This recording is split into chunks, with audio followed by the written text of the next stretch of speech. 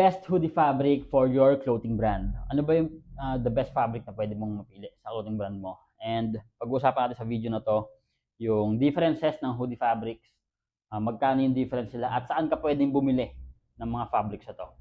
Okay, hi guys, this is Sir Dom, and may nagtanong sa atin kung ano ba yung mas maganda, terry brush ba or polar fleece. But first, gusto ko munang linawin yung term na polar fleece.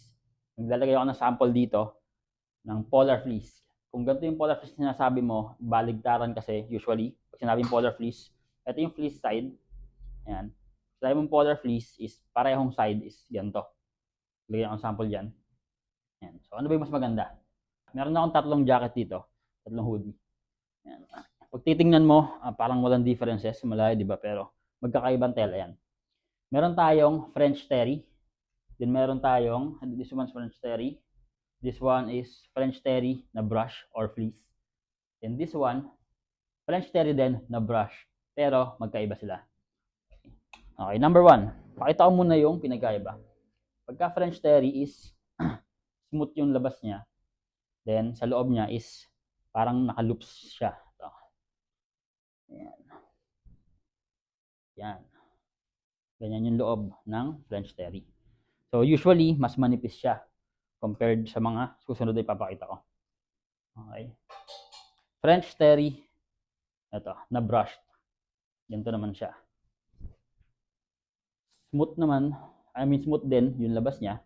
Then sa loob niya, yan. Sa loob niya is naka-brushing siya.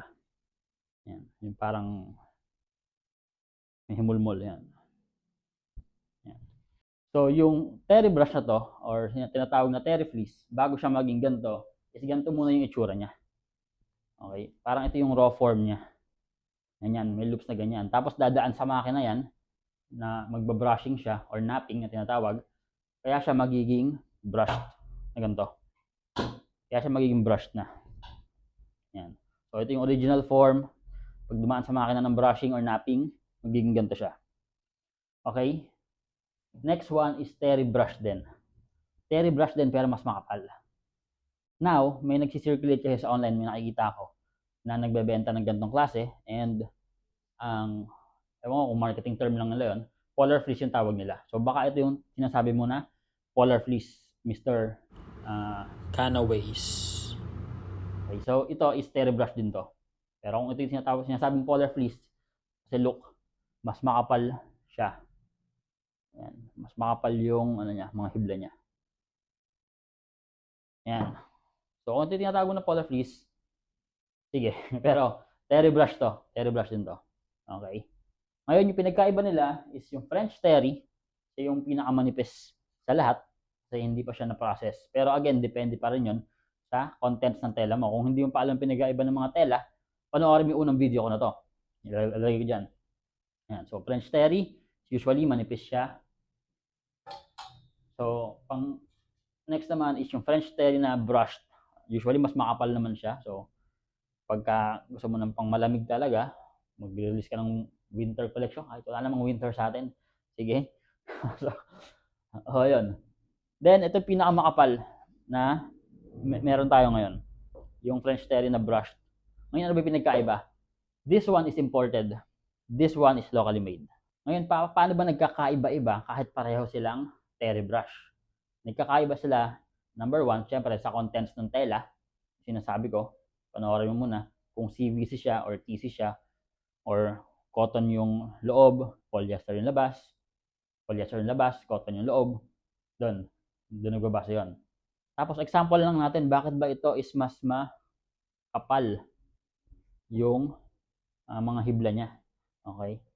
Ito mas smooth yung pagka-brush dito. Okay? So pagka kasi sinalang sa brushing machine yan, so nakadepende kung ilang balik sa brushing machine yung gusto nung nagpagawa ng tela. So mas smooth siya, mas maraming beses siya dumaan sa brushing machine. So after ng brushing machine kasi, yung mga hibla na yan, mahaba yan, nakatayo-tayo yan. Kumbaga parang kinalmot-kalmot ba. Ganun. Tapos dadaan naman niya ng shearing. Okay, sa shearing naman is i-kakat niya yung mga sobra na hibla para magpantay-pantay. The more times sa dumaan sa ganung process is mas mapipino yung brushing niya. Ayan. Ayan. So as we can see, ito, mas smooth to. So mas maraming daan sa shearing to. Yan sa brushing. So ito is mas malaki. Ayan. So, yan. So, mas konti yung dinaanan niya na process. Ngayon, ano ba yung mas maganda? Again, depende sa pangailangan mo. Kung gusto mo ng mas makapal, ito yung pipiliin mo. Diba? Kung gusto mo ng mas insulating yung hoodie mo, talagang pangginawan, dito ka. Pero kung gusto mo na midweight siya, dito ka naman. Okay? Pero kung gusto mo na pang nakakagalaw-galaw ka pa, may breathability pa, you go for French Terry. Yun yung wala pang brushing, sinasabi ko kanina. Okay? So, yun. Next naman, pricing. Okay? Pricing. Okay, pricing naman tayo. Magkano ba yung differences nila? Okay, ano ba yung pinaka-cost effective dyan? Okay. Sa Polar Fleece, wala tayong pricing yan. Kasi wala kami yan and hindi ko siya nahawakan. And hindi ko pa siya nahawakan. So, ang sinishare ko sa inyo is yung mga na-experience ko na. Okay. Start tayo sa French Terry. For French Terry, this one will go for 400 to 500 per kilo ng tela na to. Okay. This one is locally made. Yung tela, ha? Yung knitting company is local. Okay. And when it comes to pricing, nga pala, pagka local versus imported or Taytay, China, usually mas mahal pagka locally made. Okay. Pero in my experience, mas quality pa rin talaga pagka locally made. Okay. So French Terry, this one goes for 400 to 500 per kilo. Okay. French Terry brush. Yan. This one is CBC kasi to. So aabot siya ng 500 to 600 per kilo. Yan. Again, depende yon sa content types. Kung TC, mas mura yun, syempre. This one, yung makapal. Ito, imported to. And this one will go for about 350 to 450 per kilo. Yan.